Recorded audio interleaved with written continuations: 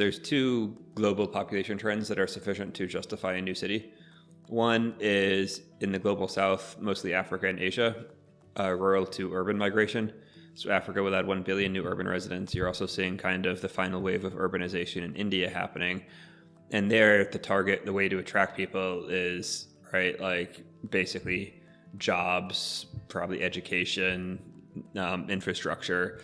That's going to be the determining factor for somebody who grew up on a farm and is now looking to move to the city as a teenager or young adult to make more money, to kind of enter in the global market. And then the second migration pattern is global south to global north, right? You have a lot of people that want to be in the U.S. that want to be in Europe, but we're seeing the U.S. and Europe become increasingly conservative about their borders. And I think it is possible to create kind of offshore jurisdictions. In the U.S., it might be the Caribbean, and Europe, it might be Northern Europe, that are able to take talent from around the world, plug them into the European or American labor market, capital market, but not allow for kind of full migration, because that's not politically feasible.